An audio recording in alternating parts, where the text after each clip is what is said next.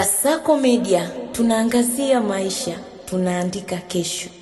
Bwana, mara baada ya taarifa kuwa nyingi kuhusu Selemani Mwalimu kuto kukitumikia kikosi cha Dar es Salaam Young Africans, kuna wapo ambao walisema kwamba Selemani Mwalimu amepigwa banning na Simba Sports kunako shirikisho la mpira wa miguu Tanzania TFF, lakini kuna wengine walizungumza kwamba FIFA wamemzuia Selemani Mwalimu kuitumikia Young Africans kwa mujibu wa taarifa mbalimbali ambazo zilikuwa zinazungumzwa. Bwana, sasa taarifa zinadai ni kwamba Selemani Mwalimu hajaanza kutumika kunako kikosi cha Dar es Salaam Young Africans sio kwa sababu ya kufungiwa na kikosi cha Wekundu wa Msimbazi Simba, na sio kwa sababu Selemani Mwalimu Simba alikwenda kushtaki kunako shirikisho la mpira wa miguu FIFA, lakini kikubwa ambacho kinazungumzwa hivi sasa ni program za Mwalimu ambazo zimekuwa zikiendelea kwa nyota huyo, kwa maana ya utimamu wa mwili na vitu kama hivi ambavyo vya kiufundi ambavyo hivi sasa Selemani Mwalimu anaendelea kuvipata kunako kikosi cha Dar es Salaam Young Africans. Hachezi sio kwa sababu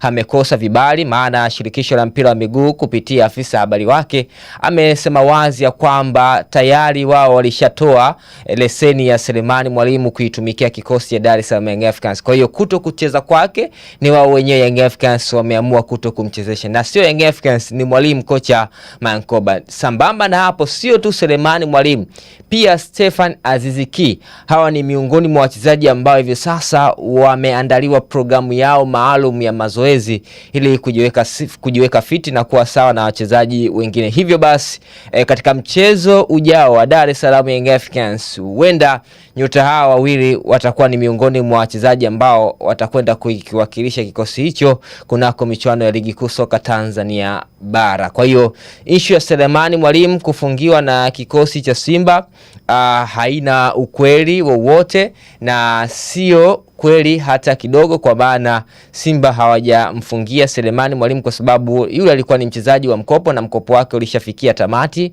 na kikosi cha Wydad waliamua kumuuza ama kumpega tena kwa mkopo kunako kikosi cha Dar es Salaam Young Africans. Kwa hiyo wao Simba walikuwa hawana nguvu yoyote ya kusimamisha chochote kuhusu Selemani Mwalimu, kwa sababu taratibu nyingine kwa maana za malipo na kadhalika, vibali rasmi vya kumtumia mchezaji huyo kutoka nako kikosi cha Wydad walikuwa bado hawajavipata. Kwa hiyo walikuwa hawana hiyo nguvu ya kisheria ya kusema kwamba Selemani Mwalimu asicheze kwa sababu moja, kwa sababu mbili, kwa sababu tatu. Hivyo basi hivi sasa kinachoendelea ni program maalum ya wachezaji hawa wawili wakiendelea kujiweka sawa ili mradi kuwa fit kama wachezaji wengine. Ikumbukwe Selemani Mwalimu, Stefan Aziz Ki wamejiunga kipindi ambacho pre-season hili ya muda mfupi kama wiki mbili ilikuwa tayari imeshatamatika. Kwa hiyo kuna vitu vingi ambavyo wao walivikosa. Ukimwangalia Stefan Aziz Ki ni miongoni mwa mchezaji ambaye alikuwa hapa nchini Tanzania kwa muda mrefu, utagundua kwamba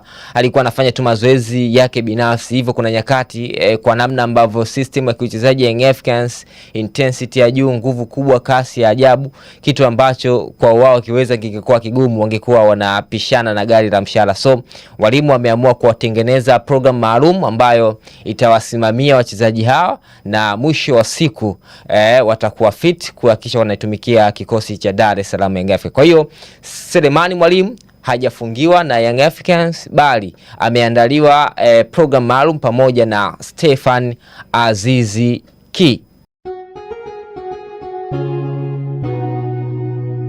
Kasako Media, tunaangazia maisha, tunaandika kesho.